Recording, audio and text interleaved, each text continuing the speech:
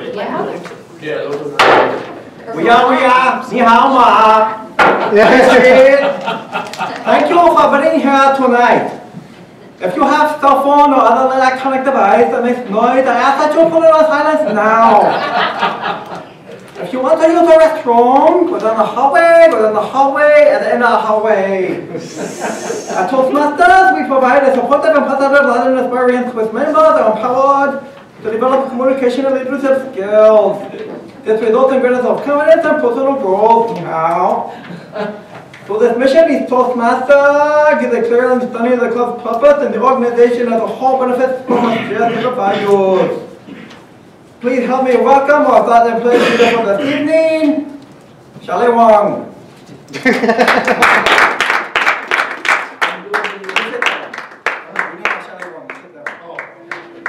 He who asks a silly question is full for 5 minutes, but he who does not ask remains full forever. Please stand for Pledge of Allegiance. I pledge allegiance to the flag of the United States of America and to the republic for which it stands, one nation, under God, indivisible, with liberty and justice for all. It is my pleasure to introduce our president, Charlie Mambola.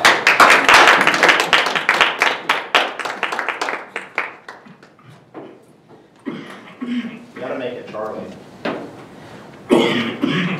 Welcome to Central Florida Facility 9958. Since I can't talk much tonight, I'm going to make this very brief.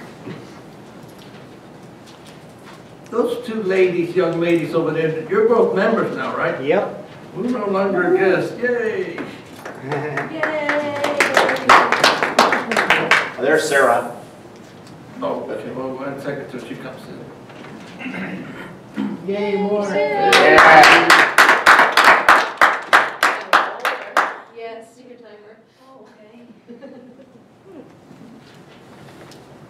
Since I've been absent a little bit since someone gave me this cold, is there any old business that we need to know? I know that Mickey was going to make some more of the awards, but she's sick or can't make it today for some reason. So if we're missing any, we're going to give an IOU to those who participate. Wise men learn more from fools than fools learn from the wise. Our Toastmaster tonight doesn't really understand what that means. But he thinks it's pretty cool that he is a teacher of wise men. Please welcome to the lectern our Toastmaster this evening, CeCe Lowry.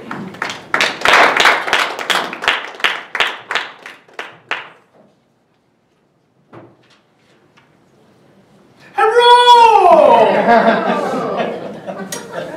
Welcome to our fortune cookie meeting. There's no guests tonight, so we'll move right to agenda. There are changes to agenda. First, Jonathan will be evaluator number 2, as well as speaker number 1. And CeCe will be our vote counter. But we have no grammarian. Or we have no all counter. I'll be the grammarian. Okay, Charlie 1. Okay, all right. We're ready to go, ready to rock and roll. There are many unsolved mysteries in life. Does the Loch Ness Monster really exist? Who knew? Is Big for real? You got me? Who built the pyramids? We may never know. Actually, we do know. It was the aliens. But perhaps the biggest burning question plaguing mankind today, how in the world did we come up with the theme for tonight? Maybe it's because Chinese New Year tomorrow, the year of the goat, which happens to be my sign. I'm not sure we're going with the theme, but let's take a look back at how fortune cookies got here. There are a few different stories behind the origins of the cookies of fortune. I consulted a dear old friend of mine, Professor Google. who informed me that although the city and idea behind the birth of fortune cookie remain to be proven, one thing is for sure, it is American citizen. No Dreamer Act needed for this morsel. It was born right here in California, USA. One history has them invented in Los Angeles by Chinese immigrant David Jung, the founder of Hong Kong Noodle Company, in 1918, to pass out inspirational Bible verses to the poor people in his neighborhood. Another history claims that the fortune cookie was invented in San Francisco by a Japanese immigrant named Makoto Hagiwara in 1915 as a way to pass out thank you notes to some of his friends and supporters. Originally, fortune cookie just contained Bible verses or quotes from Confucius, Aesop, or Ben Franklin. Lucky numbers and jokes and smiley faces were added later. They started showing up in Chinese restaurants after World War II, and now have become pretty much synonymous with eating out at Chinese restaurants. Why is that? Why are fortune cookies must-have when you eat Chinese? Try this next time you go to a Chinese restaurant with your family. When the waiter or waitress brings you the check, sneak 2 fortune cookies off plate before you put it on the table. It'll be like musical chairs. And take a look at the face of the person who doesn't get fortune cookie. It'll be like waking up with no Christmas gift. And I don't know why, because fortune cookie tastes like cardboard. Fortune cookie, like field goal kicker from NFL team. Nobody really like him when he's by himself, but he's part of a team, and sometimes he's needed for the winning combination. And just like that, we'll meet the functionaries for tonight. Tonight, our grammarian, Charlie Bombalier. Please tell us what you will be doing tonight as grammarian. As grammarian, I have 2 basic responsibilities. First is to provide the word of the day to my fellow Toastmasters and guests in order to expand our vocabulary. I've chosen a very difficult word today, which is China. If you have an opportunity to speak, please do your best to use the word. I will keep track of those who use the word of the day. Those who do not use the word of the day will be fined $25. Guests and members who have not yet given their icebreaker speech will not be fined. I will also listen for colorful imagery and use of exceptional vocabulary and grammar, and I will suggest improvements in grammar as needed. Mr. Toastmaster. Thank you, Tari. Tonight's timer. Sarah Hunt, please tell us timer duties tonight. My job is to keep track of audible crutches such as and double clutches, the repetition of a word while the speaker searches for their next thought. I will also note sentences strung together with bridge words like and or so, and I will sound a buzzer. Is the right one? No. I'm like reading the art counter. Am I art counter or timer? Timer. You're a timer. Sorry. 2 timer. You can still listen for all the crutches though. Listen for very crutches. Good grammar. Alright, so now I'm timing. Let me try to summarize. Okay, so we'll start with prepared speeches. I time, let me see, to vote, to qualify for voting, speakers must speak not less than 30 seconds under their range minimum and not more than 30 seconds over their range maximum. So the green light will turn on at range minimum, and yellow light at mid-range, and red light at range maximum. So is everything correct on the, gosh, this is, name dollars? Good crikey. So Jonathan's $7 minutes and 12. No, that's the time. That No, that's the time.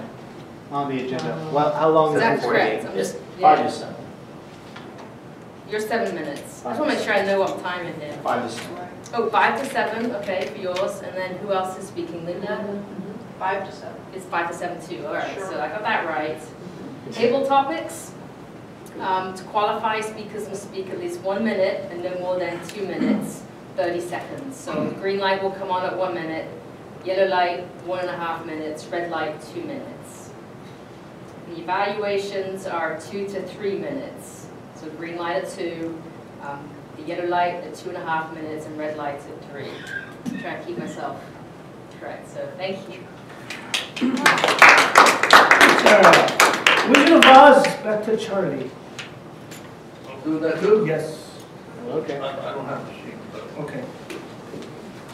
Can't do it without the sheet. No.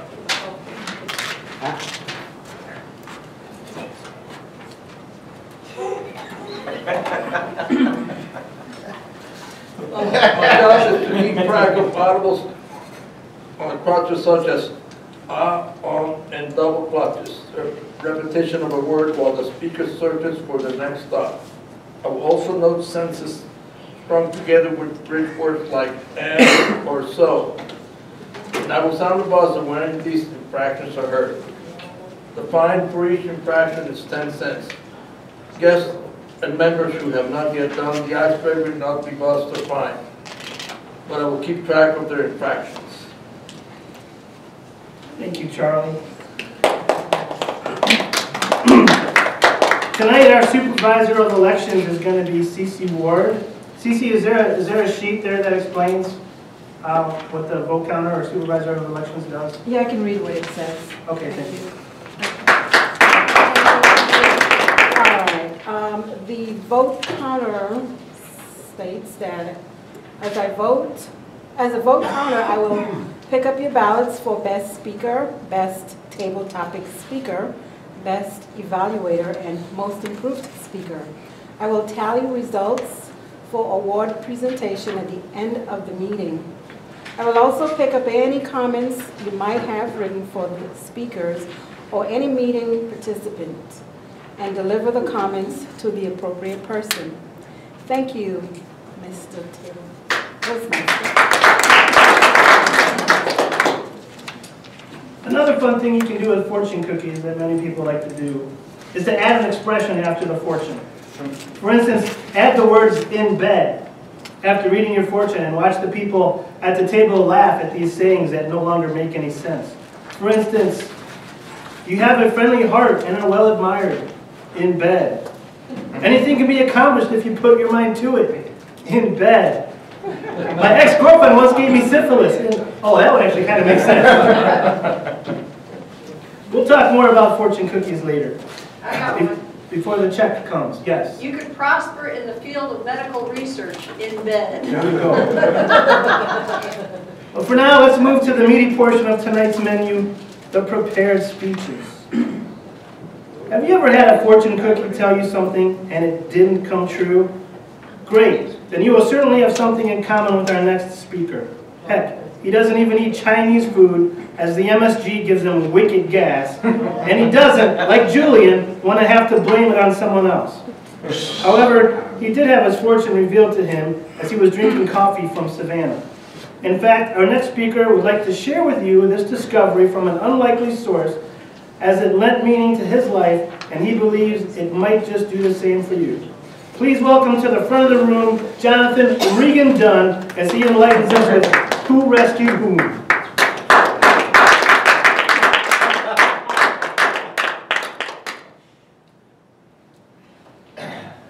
If you had told me I would discover the meaning of my life from a dog,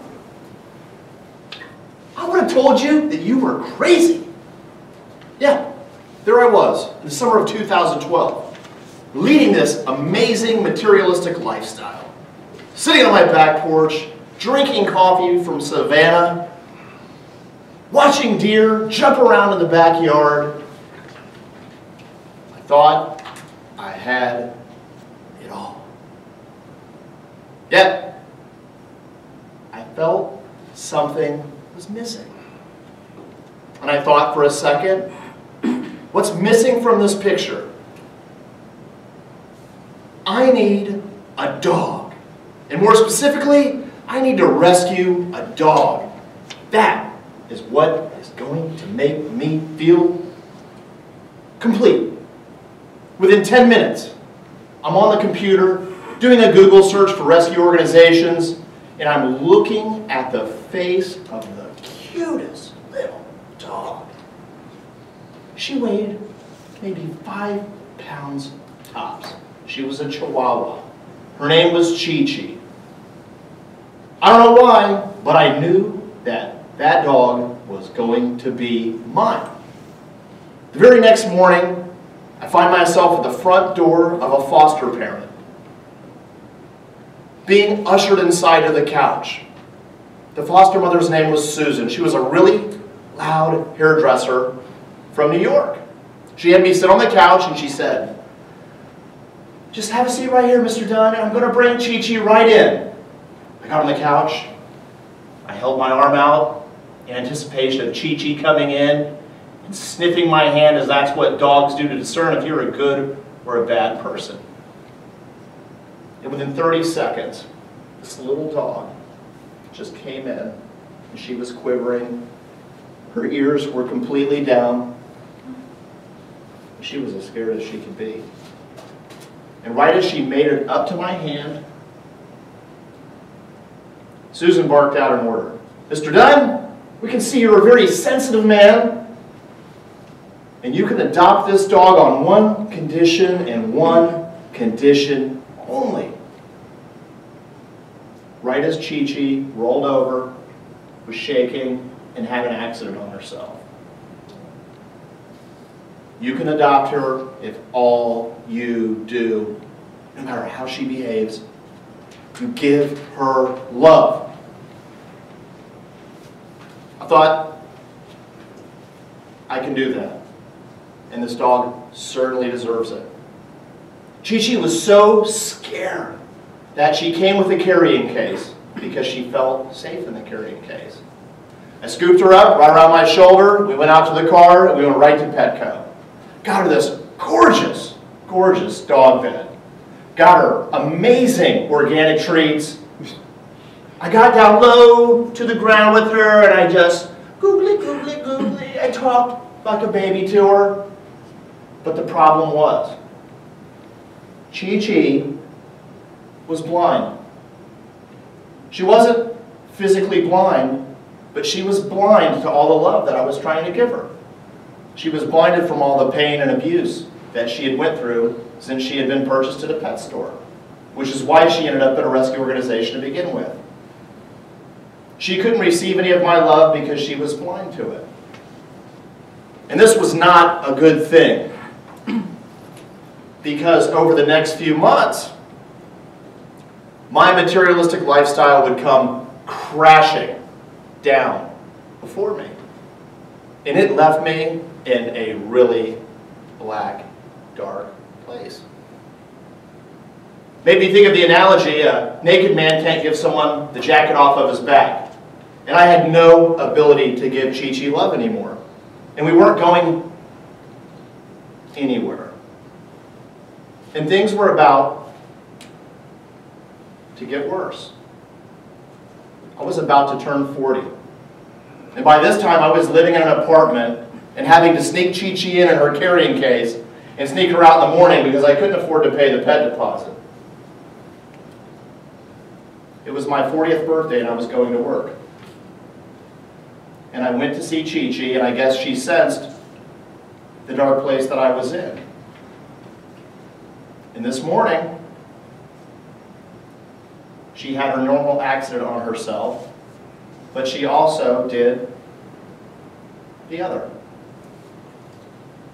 I wanted to rip my hair out. I wanted to condemn the dog, call the rescue lady up, and send her back. But she had asked me to give her a promise as a man. All I could do is give her love.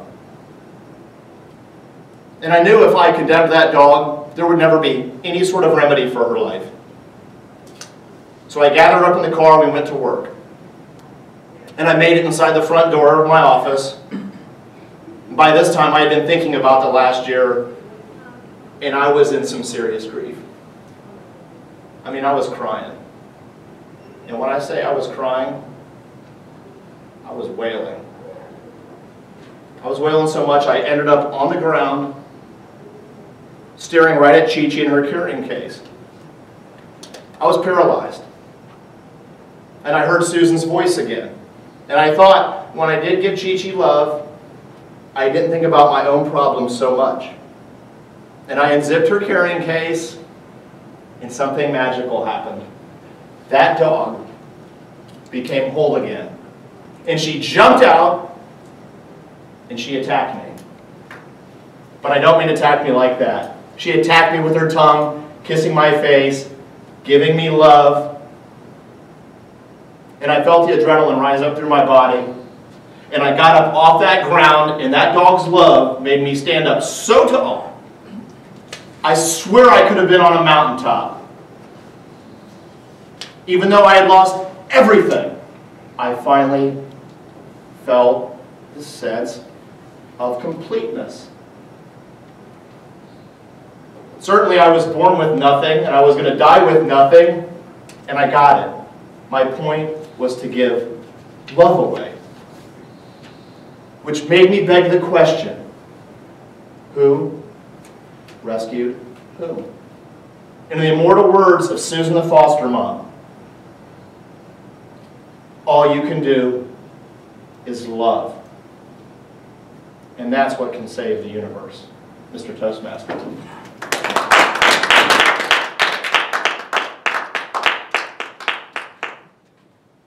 Thank you, Jonathan. Timer, can we have a minute on the clock so we can write some words of wisdom for Jonathan?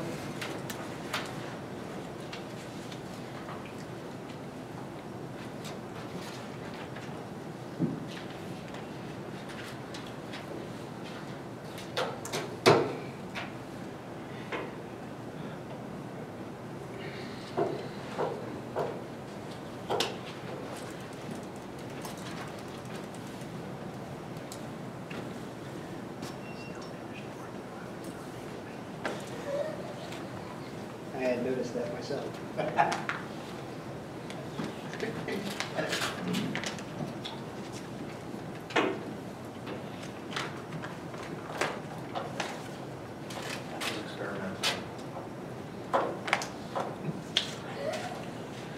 that there's anything wrong with that. Nothing.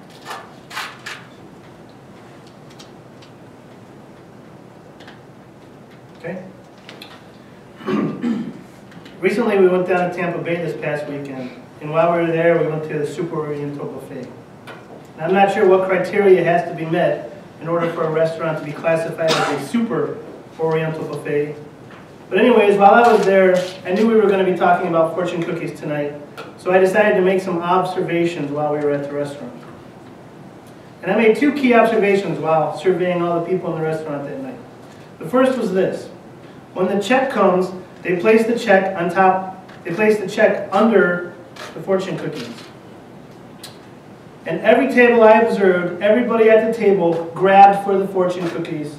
Not one person grabbed for the check.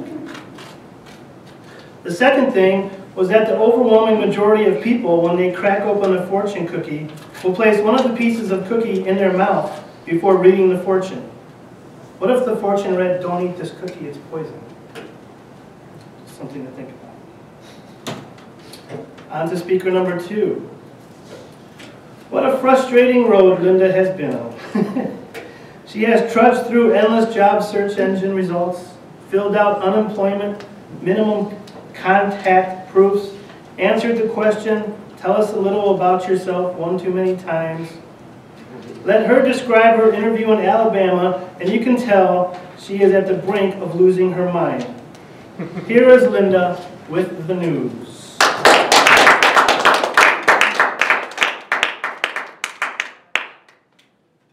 And the theme of my talk, let the cat out of the bag, that it's going to be bad news. And in a China type environment, usually you don't talk about cats, but this time, delivering the bad news will either be the direct approach or the indirect approach. And up until 2 seconds before I left the house, that last phone call let me know how I would be able to do this. Because right down to the line, and yet still I don't have all the details. And that is the epitome of my ride on this job-seeking nightmare. I had 3 major choices in the last 3 weeks. Choice 1, my favorite option, which was location related. They weren't all that nice to me when I rented a hotel room and sat down with them after doing the initial interviews. But the location was prime. And as they say, location, location, location. Close to here, close to here. Close to my parents as well. So Bradenton was my top choice, and I did get the answer to that, which was no. And I had a good interview, so it kind of pulled the rug out from under me. I really thought I had it, and I didn't. So then it moved on to choice number 2 in my favorites, and that was Alabama, Birmingham. And while all these different options were playing out, I'd have technical interviews and different tests and all this interchangeably with different companies, which really becomes very confusing in your mind, because when they say, what do you know about our company, and you have 3 companies packed in your head, it gets really difficult. But most of the time I had all my facts right, and I kept on course with one company at a time at each appointment. And the second option drew up to the point where they were talking sit-down interview, and they mentioned that they would pay my air flight to Birmingham and set me up in a hotel room and rent me a car, and it was sounding like, wow, I think they really want me. This is sounding so good. And at the same time, option number 3, which was the Virginia option, Richmond, which everything in that position sounds good, except that it's in Virginia. The location got a little further away, which makes it less convenient and less of a valid option if I have my druthers. And at this point, it was, as you know, narrowed down to 2. So I went on the interview and made it to the car rental, and when I took my GPS out, I realized I forgot to include the power cord with me, which that was one of those things where, ooh. And it was dark by the time I got out of the airport, because one of the recruiters from the other position called me when I was at the airport, and he knew I was going on this. I thought that was very odd that he called me, and he was bugging me about answering the offer that I was about to get as soon as possible. So I'm thinking, well, I know this is at least going to be 2 days process for the sit-down interview, so I'm not going to be worried about option number 3 at all until I've satisfied option number 2 and gave that my best shot. Everything went well. Luckily, even though there was an accident on the highway and all the lanes were crawling, I could have walked to the hotel quicker, and my GPS, the battery inside it, which I didn't really know you could count on that for very long, lasted, and I made it to the hotel and everything was wonderful, and made it through the interview process, and all 6 people that I met with, it went well, so everything was looking really good. And I got back to the airplane about 3 hours early to the airport. And then once I got on the plane to come home, they said, it's all stacked up over Orlando, so you got to wait about an hour before we take off. That was my 3rd disruption in my trip. But all in all, it went really wonderful, and I actually made it back here to hear the offer had come through on option number 3. So I know this is confusing, but bear with me. And they had given me an offer. So I had an offer, but they wanted me to act on it fast. And of course, option number 2 said early this week. Well, I had already waited through Saturday and Sunday, and Monday was a holiday. All of Tuesday ticked by really, really slow. And then we came upon today, and today the recruiter from option number 3 was really pressuring me to say, either we have to tell the company that you want it, or you have to pass on the offer. And I stalled and did my best straightforward answer in, I can't really say that I don't want it, but I have to wait for option number 2 because I couldn't let it go. And so I had told them that I would call and ask what the deal is so that I could give them a definitive answer and they could go on with their interviewing if my answer was no. So all day today I put my call through and emailed the recruiter. Well, it wasn't a recruiter, it was the HR representative for the company.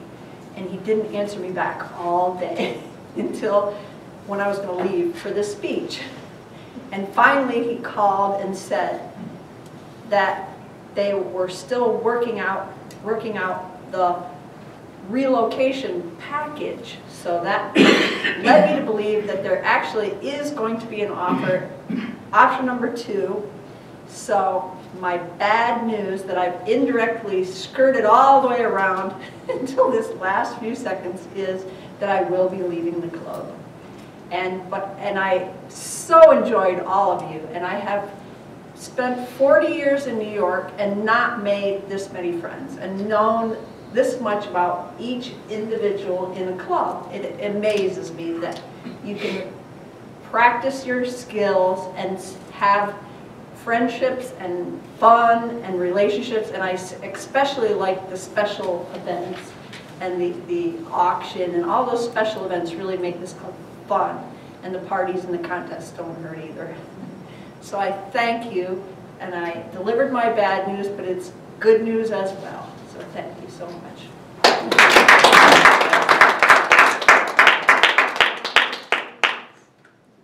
Thank you, Linda. Sarah, can we have another 60 seconds on the clock? The right of fortune for Linda to provide us some feedback.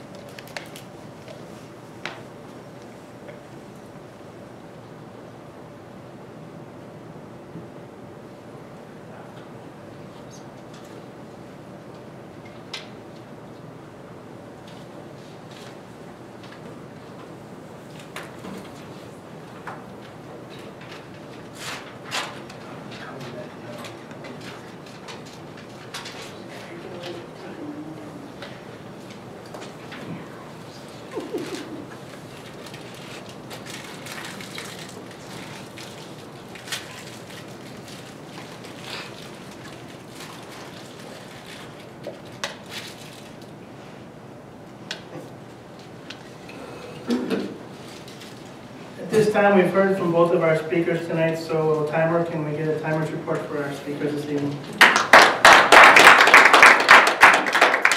Both speakers had required time of 5 to 7 minutes. Jonathan spoke 7 minutes and 28 seconds, qualifies.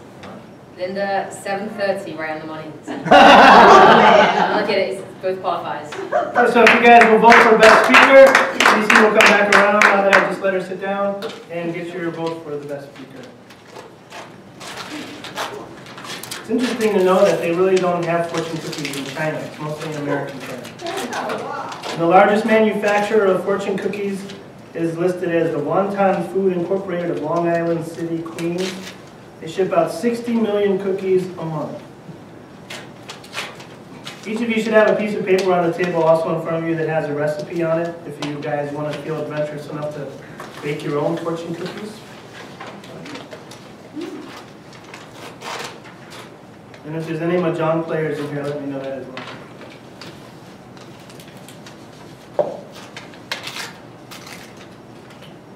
Okay, CeCe, can you get the votes, the best speaker, please?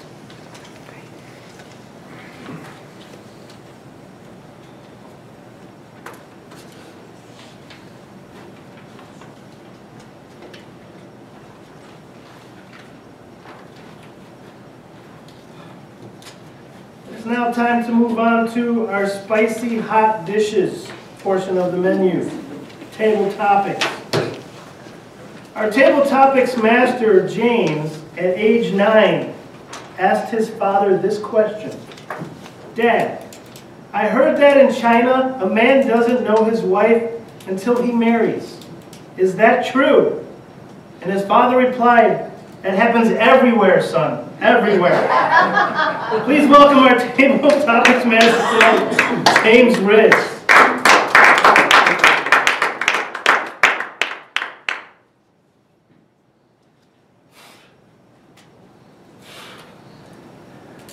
Thank you, Mr. Toastmaster.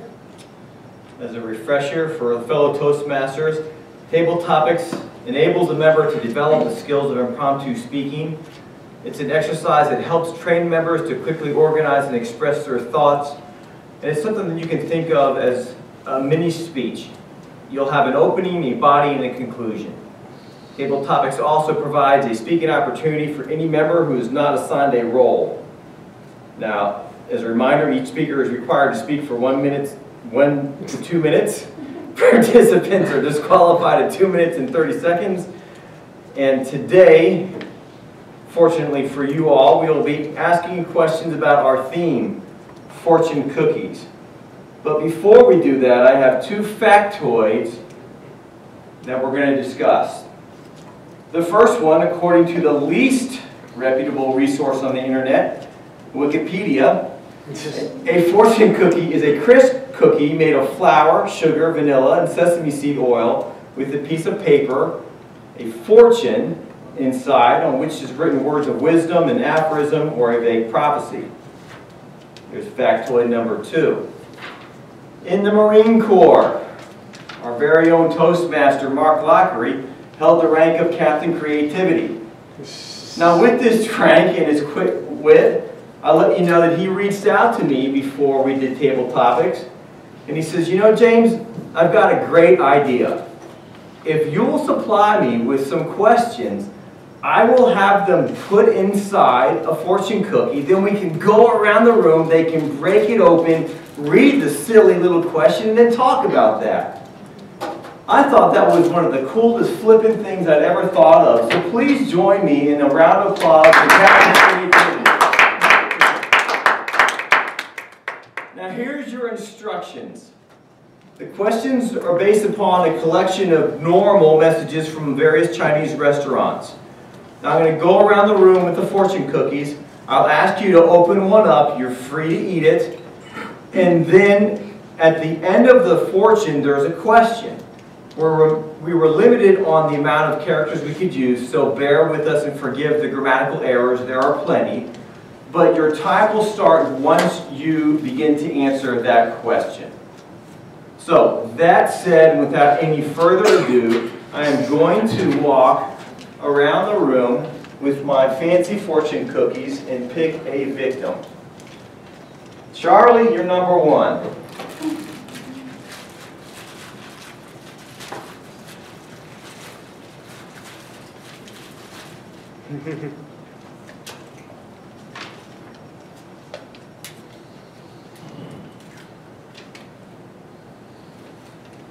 You will be surrounded by true friends. Describe a true friend.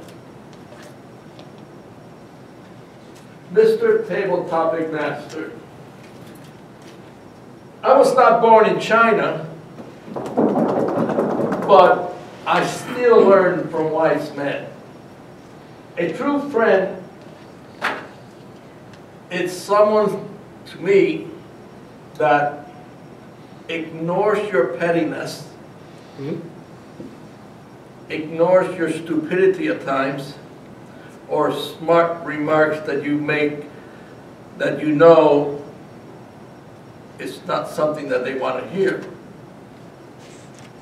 And a true friend will always be there when you're at your lowest. When you think, and there's many people that at times have come to certain things in their lives that they either regret or something happened to them that really puts them down on the ground. A true friend will never chastise you for that, but will give you a hand to bring you back up. That, Mr. Toastmaster, is a true friend.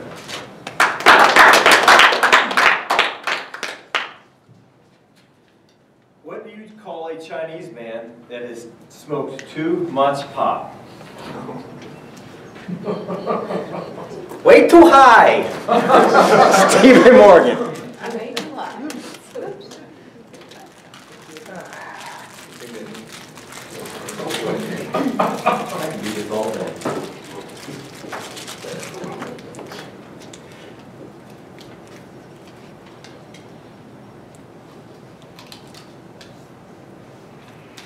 There is always way if committed. What are you committed to? So I guess I should be saying there are always way if committed in bed. Is that what it is? If you haven't guessed over the many years that some of you have been around within this club, I've been doing Toastmasters long enough. Longer than the club's been in existence, actually.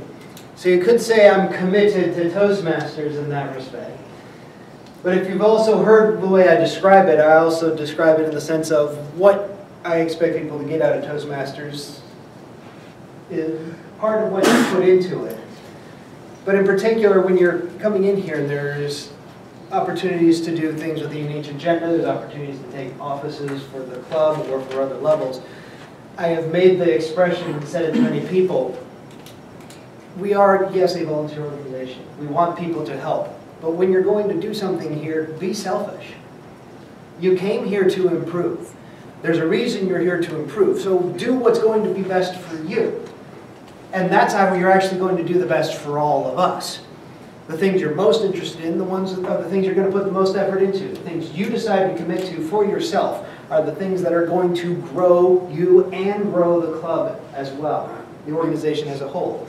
So when I say be selfish, I'm saying do what is best. And what is best for you is what's going to eventually come out best for us. If that means that you're going to avoid doing a club office because that's just not what you want to do, fine. I have no problem with that. If you want to take an office but you don't actually want to do all the things required of it, okay. If you're going to be Toastmaster because you want to do one specific thing, like apparently eat a bunch of cookies, that's fine. But if you put that effort into it and you enjoy it, we all gain from it, as I think we have all gained from just this little bit today. Or at the very least, I hope you've gained a little bit from what I have offered. And if not, then perhaps I'm the one who needs to be committed.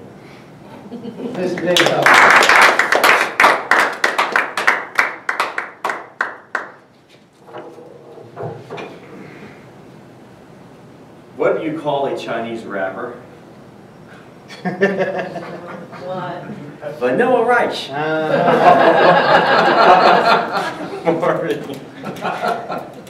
Yes, but he's in jail now. Is it?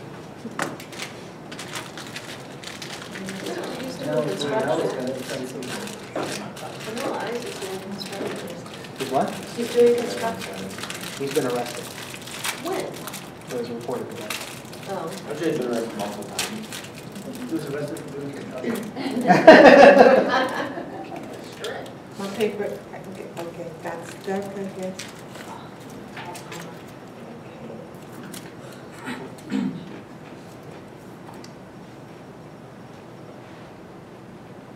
Be prepared for extra energy. What energizes you? Wow.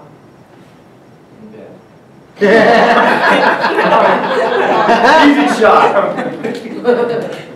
Okay. I could think of a lot of things, but I'm gonna talk about my, actually, I always loved tennis. And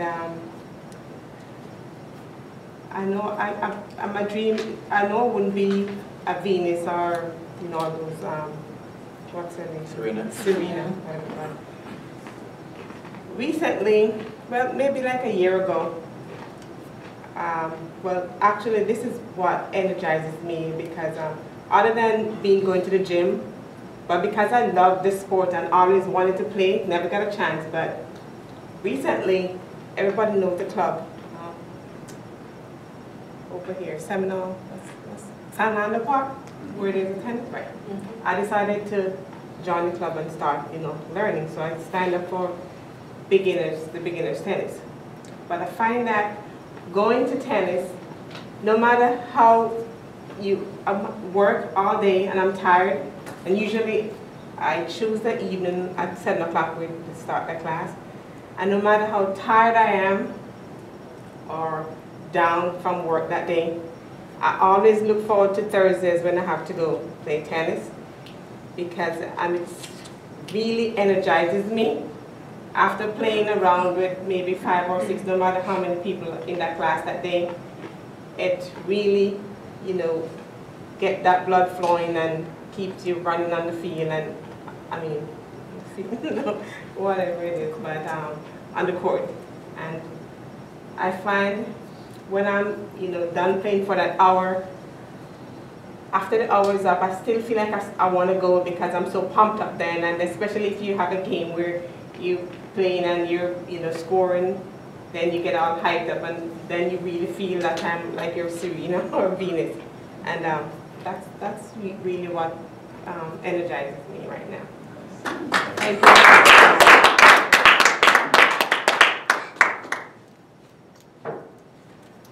What do you call a one-eyed Chinese man? Oh, come on, this is so easy. See one ting. See one ting. Probably our coincidence.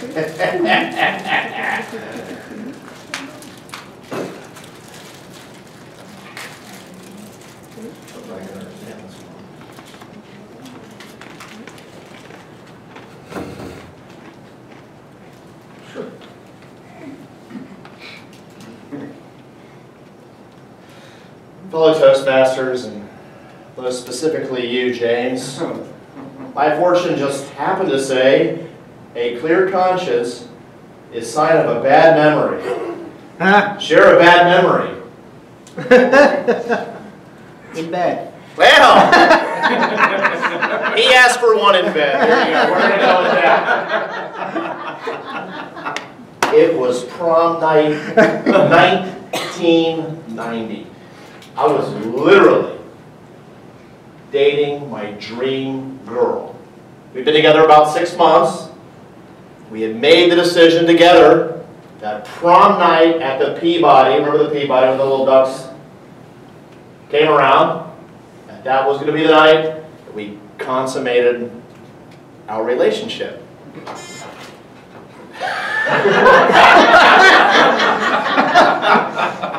We get to prom, and for those of you that don't know me, I really despise big gatherings. I did then, I do now. As a male, I just wanted to get through the prom as quickly as possible and get to the end.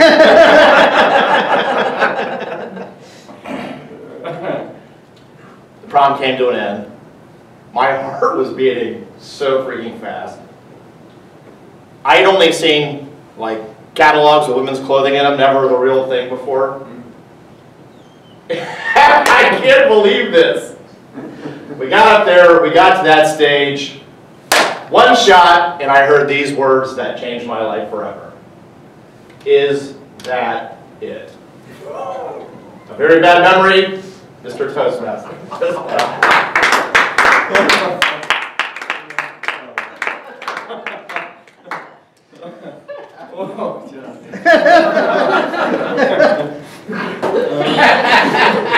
Just glad your parents weren't here to hear that one. Got the video.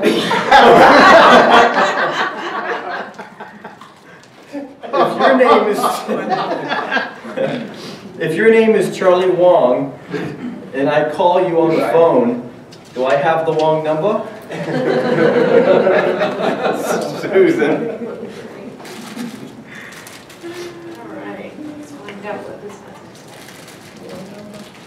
I can open the package. Really, I can open the package.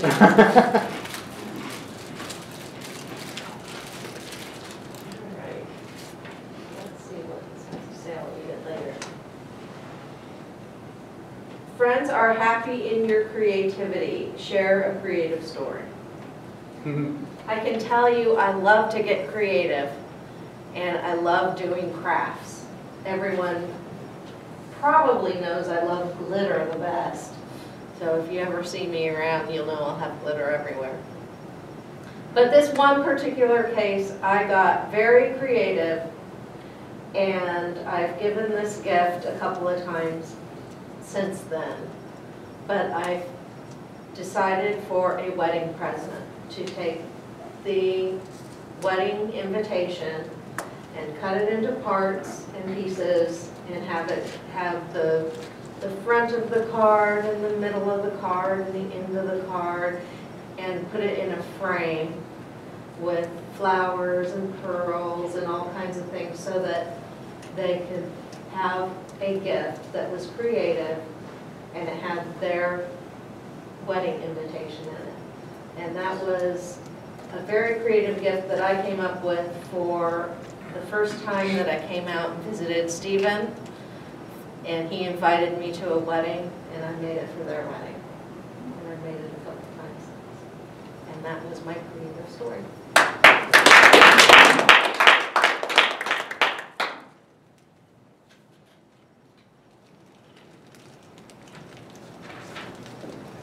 If you take an Oriental person and spin him around several times, does he become disoriented? CeCe?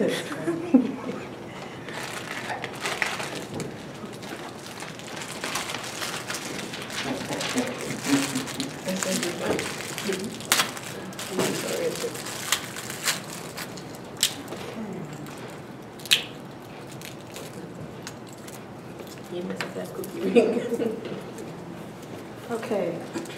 You are a person of culture. Share a cultural experience. Okay. All right, Mr. Table Topic Master. Yes, I am a cultured person. As a matter of fact, I am from the United States Virgin Islands, St. Thomas. And St. Thomas is in itself a paradise, one of the United States territories. As far as the culture is concerned, on an annual basis, we have the carnival, we call it, and it's a culturally based carnival where folks from all over, everywhere, come to one centrally location, and the carnival starts from one end of the island to the west end to the east end, and all the businesses are closed for the day, and you have all the different troops such as the Mokajumbi, where you have guys stand up on long sticks, and looks like they're walking pretty easily, but they're really tall, the group of them, and it's really colorful. They've dressed into costume, very beautiful. Other troops such as the majorettes, where they hold that twirls in their hands with little pom-pom dresses and what have you, and several other groups, as a matter of fact. And within that carnival, during that day, they have vendors all over the streets, selling, their great foods such as, the tarman stews and the mango stews and the Johnny Bakes and the fried fish and different delicious dishes. And, and then you want to come back the next day, but the next day is Children's Carnival. That's still, it's like the entire weekend. It's just, packed with, events and different ceremonies and competitions. It's beautiful. So with that culture, I can't say that I want to be anywhere else but in the Virgin Islands. Thank you, Mr. Topic. How much does a Chinese restaurant weigh? 1 ton. 1 ton! Stephen Black. Thank you.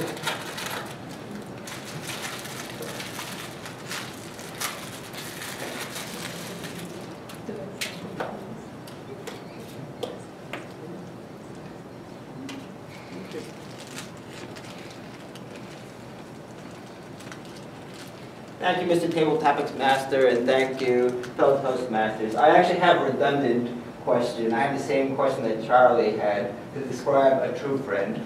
Since this question's already been answered, I'm going to answer a cultural question about the spicy hot dishes.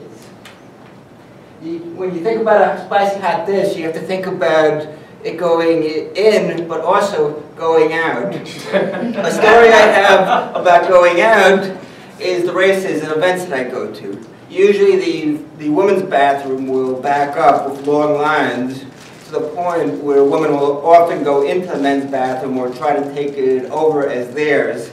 Sometimes it results in some arguments. The most common one is about the female urinal, and that never really goes too far. But then I was thinking, what if you also had to make number 2 in the urinal? Turns out in China, in Chinese culture, all the restrooms are set up that way. And I have images.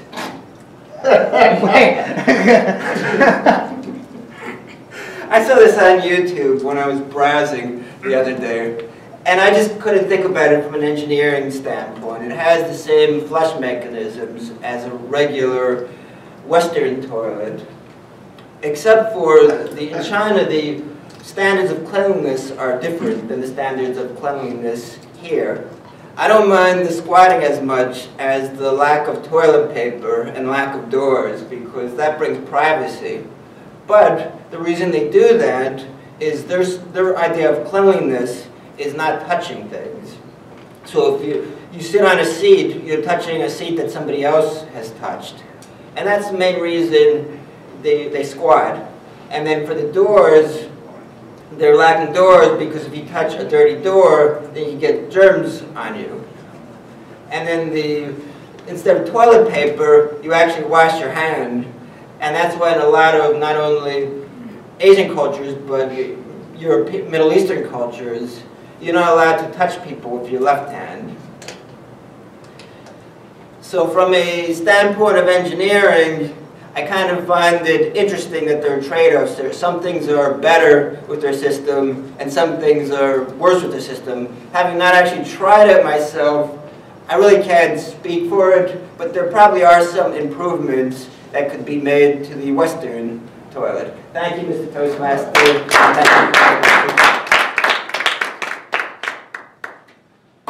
Well, I didn't see that one coming, Stephen.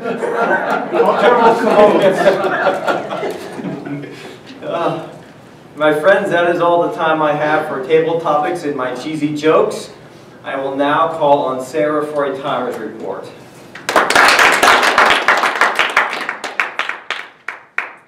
Going through all the speakers, starting with Charlie, talked about true friends for 1 minute and 15 seconds and qualifies.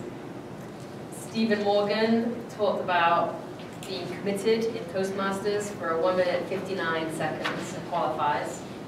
Maureen talked about what energizes her, and it was tennis, for 2 minutes and 9 seconds and qualifies. Jonathan, bad memory, prom night, so 1 minute 49 seconds and qualifies. Susan shared a creative story, 1 minute 13 seconds and qualifies. CeCe, cultural experience for 2 minutes and qualifies. And the last, Stephen Block, a spicy hot dish for 2 minutes and 24 seconds and qualifies. Everyone qualified. Thank you very much, Sarah. If I could ask for just 1 minute on the clock, and then have you all take a moment to vote for the best table topic speaker.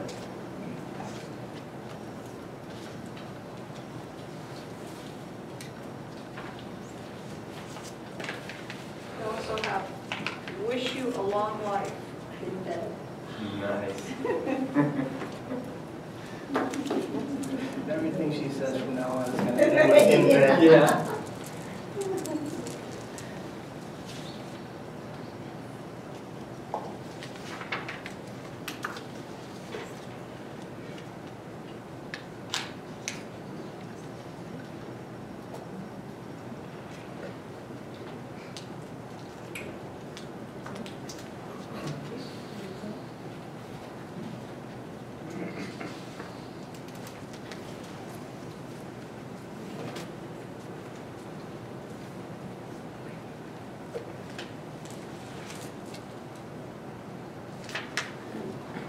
Okay, that's a minute. If I could have CeCe go around and pick up the ballots, and we will bring our president, Mark Walkley, back to the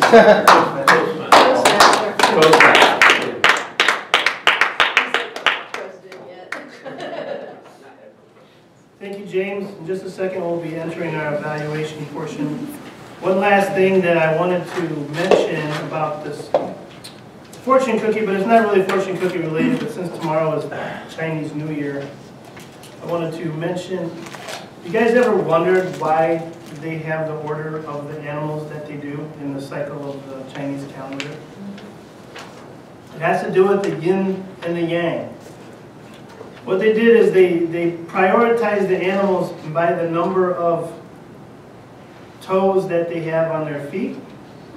And odd number animals, they stagger it odd, even, odd, even, odd, even. The rat is first because the rat actually has, I think, odd number of toes on their front legs and even on their back. They're the only one that does that, so they get top priority because they comprise both the yin and the yang. As CeCe goes around and gets the votes for best table topics, we'll move into our evaluation portion. To survive speaking in public is to face down fear. To sit through your speech's evaluation is to fear putting your face down. Please welcome our general evaluator for this evening's meeting, Mr. Stephen Morgan.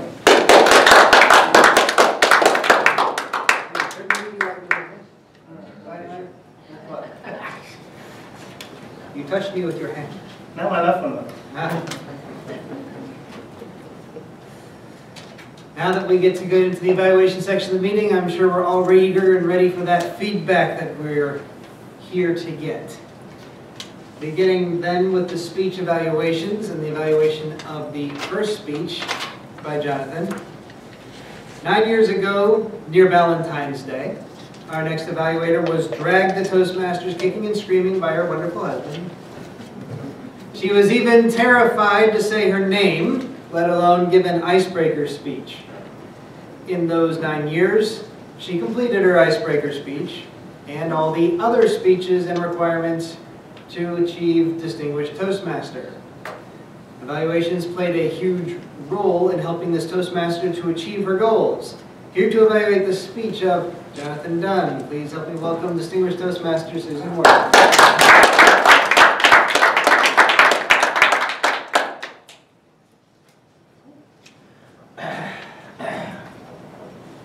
Good evening, everybody. Before I start, I have to say that my son took a trip to China last year. He was very excited, and we were very excited for him. And I got to use the word of the day. Thank you. Jonathan's project this evening was vocal variety, and I know that's something that he's been working on a lot, and I'm excited to go through a little bit of this with you. There were a whole bunch of things: topic selection, volume, rate, pitch, quality, pauses, expressiveness, all these things. Your volume was really good. We could hear you, we knew what you were saying, you were clear. That was great. Your pitch was varied and conversational. Your quality was pleasant and friendly. And you did pretty well with your pauses and the expressiveness. You conveyed emotion and meaning. There were a few places where I thought you could make some improvements. One of them, so tall, you could have really, so tall! You could have been there. When the dog jumped out and attacked you, I think you could have been a little bit louder with that. Jumped out and attacked me. Something to that effect. When you said a dark black place, I think that you could have used a lot lower tone. Dark black place. Something like that. And of course, and I turned 40! could have been a little bit more, although you did quite well with that. And ripping out your hair, you could have been louder with that. And when you were crying, you said, I was crying, wailing more. I would say more kind of a crying voice. I was crying. I was wailing. Something to that effect. One of the best things that I thought you did was use this excellent topic selection. I thought that was really good. Oh, there was one other thing that I thought would have made this speech just really punch. And that was when you said, who rescued whom? I would put pauses in there. Who rescued whom? And I think that would have been a lot more powerful. But again, like I said, your topic selection was excellent. Your quality was pleasant and friendly.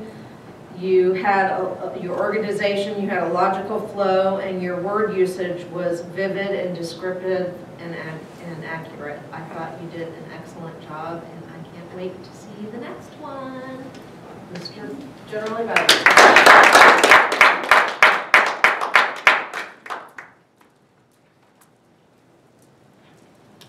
Time of the light. He who speaks often loves the sound of his own voice. The Toastmaster who has no introduction has volunteered to be the butt of naked men. Jokes. Our second evaluator, Jonathan Dunn.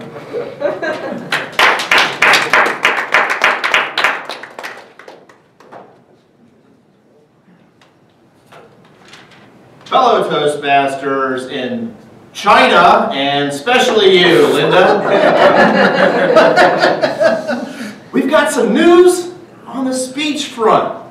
And the news is the objectives for Linda's speech, for those that aren't aware of those. She had to deliver us some bad news with tact and sensitivity. She had to organize her speech appropriately for the audience, and her last objective was to conclude with a pleasant note and maintain the audience's goodwill. Speaking about the objectives, did the speaker use direct or indirect method for delivering the bad news? She used the indirect method. She began with a neutral statement and she closed with a positive statement. To quote the book Tuesdays with Maury, Linda recognizes he who has the most relationships wins, and that there's always a silver lining. It was a great closing. It was a great closing. That can't be overstated. And the secondary point, how could the speaker have improved his or her use of inclusive language? And Linda, I must say, this is where I would like to see you improved. You basically recognized and told us that your speech was confusing. And well, it kind of was. I want you to always be thinking very clearly about the opening, the body, and the close. And I want you to always think about, in every speech you give from here on out, what are the three main elements I'm trying to capture? I'll go above it. You might even go below it. What did you notice about the speaker's tone of voice? How could she have improved? Linda's was talking about something that was very challenging for her. And for myself, I applaud how chill that you always seem. I mean, it was pretty emotional things, talking about all of these job things. So for me, I enjoyed your chill tone. If you were someone delivering the bad news, probably would need to be slightly more forceful. Which brings me to suggest ways the speaker could have organized his or her speech more effectively. About a minute and a half into your speech, you talked about having only 5 minutes on the clock. I would have, and considering your speech was 5 minutes long, I would have liked to always, I've told you this before, I want to see you go huge in the beginning. I was getting ready for the Toastmaster meeting. I had 5 minutes left before I had to leave, and I hadn't figured out yet how I'm going to conclude this speech. and then ba ba ba ba ba. Go into your 3 points and always remember the KISS principle. Keep it short and simple. How would I have felt if you delivered this to me? I would have wanted to go out and have a beer with you afterwards. You have a very gentle touch. Mr. General Evaluator.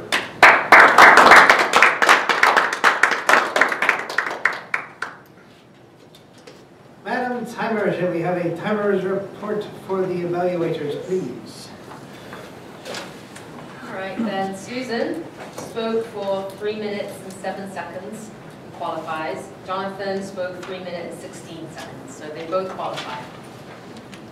Thank you, Sarah. Therefore, with both qualifying, take your best evaluator ballot and cast your vote for either Susan or Jonathan. Seriously. And CeCe will be coming around with a little pail to pick up your votes.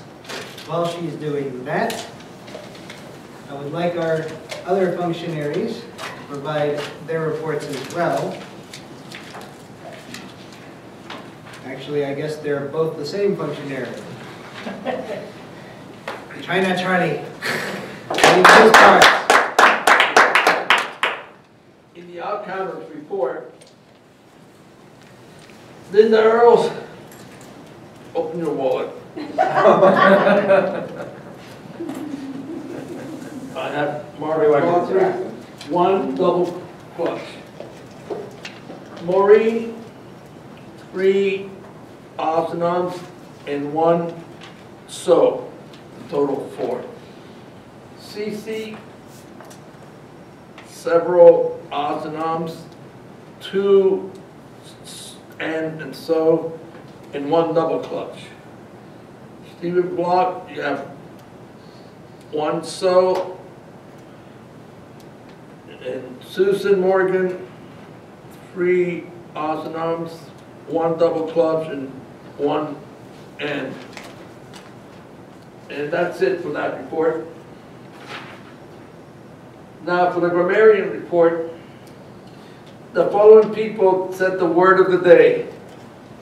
Jonathan, Linda Earls, Charlie Bombalier, Susan Morgan, and Stephen Block. For colorful phrase, Jonathan was googly, googly, googly. And blind to all the love that I was given her. All you can do is love. Linda Earls, I had it, then I didn't. In bed. Stephen Morgan, I am committed to Toastmasters. CeCe, guys stand on long sticks. Alrighty.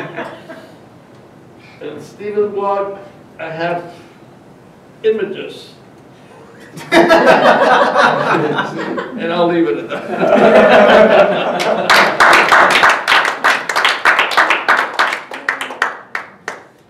As general evaluator to give the general evaluation, I would have had fun being grammarian today. There were other things I heard I just wanted to go and leap out at. And that wasn't related to the accents necessarily, which were entertaining if a bit possibly degrading for the stereotype. Which of course does bring to mind a few of those possibilities. The, of course, agenda was incredibly put together. I imagine you have no more ink left in your printer. But we should put this one online to share. I love the way this was done, and if you didn't catch it, the prices were the times the agenda should have been, those parts should have been starting at. The only part that was lacking, as we caught on when the timer was being introduced, was how long the speeches were, which would have been a little bit of help there. But everything else, good there, all the objectives for the speeches would help too. The credit cards for the penalties? Yeah. But in terms of the way this was put together, this was awesome. I love this one. Need to put that one out. Some of our topic selections for some of the table topics and speeches probably could have been, well, they were probably less appropriate than the accents, I should say, in some of those cases. But we can leave that for review at another time for those who want to watch the video. The evaluators themselves, Jonathan, you went with the route of we'll just go through the questions in the evaluation guide. That's fine. You ran into this problem you come into the end is that you ended, of course, with suggestions, and then we're running into conclusion, and your conclusion was extremely abrupt. At least it felt like to me. Susan, you went for the sandwich method, did a great job of particularly the examples and giving demonstrations and backloading all the positives at the end so that we were ending with a significant upswing. I love seeing things done that way. Everything else has gone smoothly, even despite all the changes in the agenda that had to happen, which apparently people could not make it today. So I certainly expect to see even better things for next week. Looking forward to that one. In the meantime, Mr. President, time for you to come back up here. And everyone else, take out the last ballot to vote for most improved for this meeting.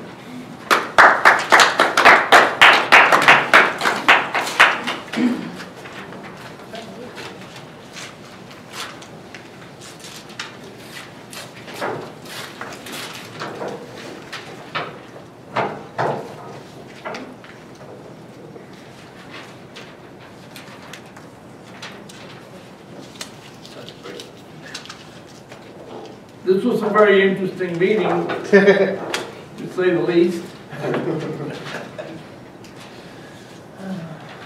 Is there any old business that we need to talk about tonight?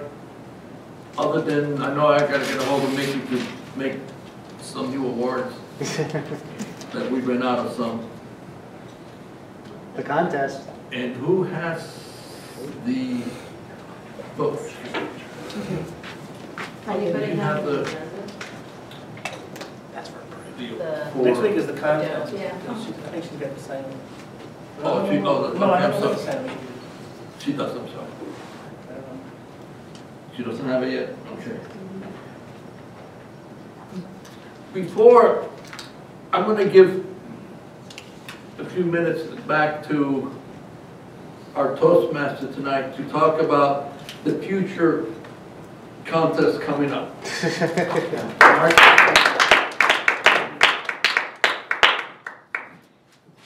As you know, contest time is rapidly approaching us.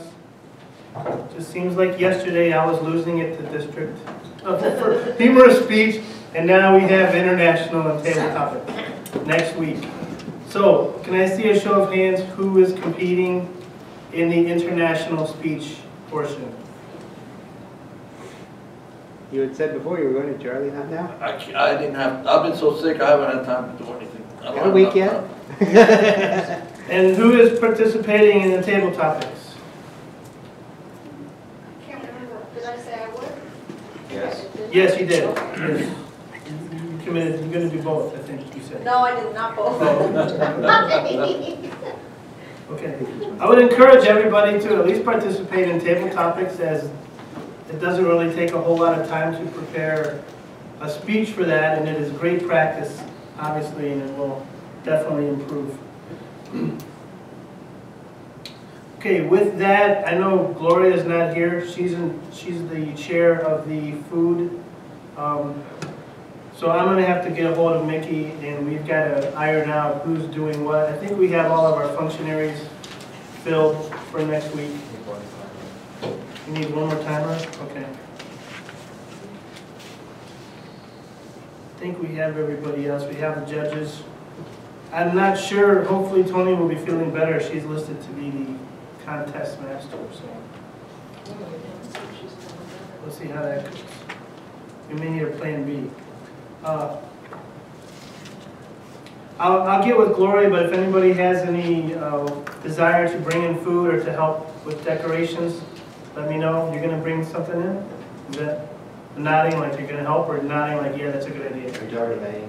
Talking to you, Mr. Yeah, Maker. I'll bring in whatever food's needed. I usually always bring in a couple 12 packs. All right. Interesting. There are some of us that don't drink here. Okay, if anybody else wants to bring in food, let me know what you want to bring in and I'll get with Gloria and we'll end it out. Also, decorations will need to be done, so if anybody's willing to come in a little bit early and help with decorations, we would appreciate that as well. Is there a bit of a theme? That's a good question. I don't know if we've got a theme per se set for next week, other than maybe impromptu. Not sure. I have to check with Gail to see what our budget is. I asked her if our budget was $2,600 and she laughed. So I think we're probably closer to like maybe $45. Susan, are we okay with the trophies? Yep, they've been ordered and they will be in later this week. Great. Be ready and on time to bring on Wednesday. Okay. And I've already volunteered to put together the program. I'm waiting to hear back from Paul Detliff on the exact dates and times for the area and division level contests. So I will include that in the program when we put it together. Other than that, I'll be communicating with those people individually via email or making phone calls, as this is our last get together before the contest. So we will make it work. Okay, this time, Mr. Charlie Bonlayer, back to you.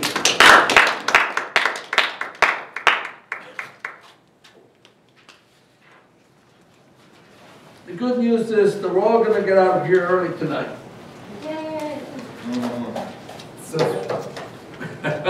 But you have to leave early, right, Jonathan? Well, maybe really not that early.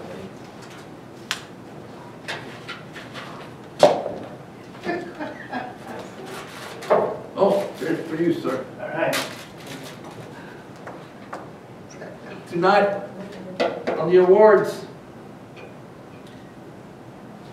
for the Tim Chastain Award for the Toastmaster that went out of their way to do something incredible,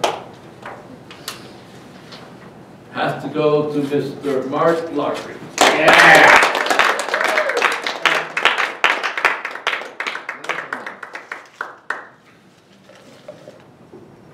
For our Most Improved Award for tonight, awarded to CeCe Ward. Yay! And this is an IOU.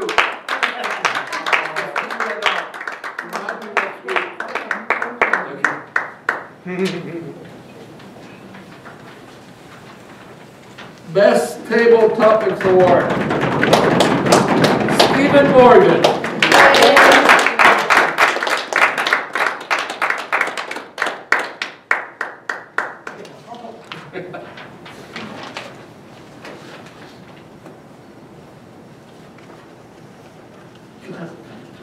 Let me finish this. You gotta change the name right now. Changing the name. Stuff in the ballot box. For the Best Evaluator Award tonight goes to Susan Morgan.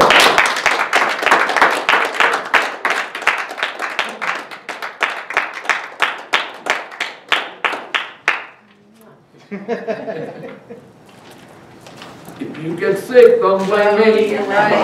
I will. Echinacea. And for the Best Speaker Award for tonight, Mr. Jonathan Dunn.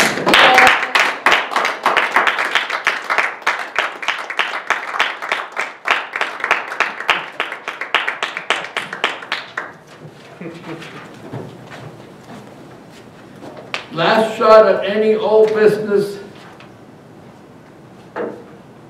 Remember, please, to bring guests next week. Oh yeah. Please take the chopsticks home. I don't have any use for them. So. Meeting adjourned. Yay.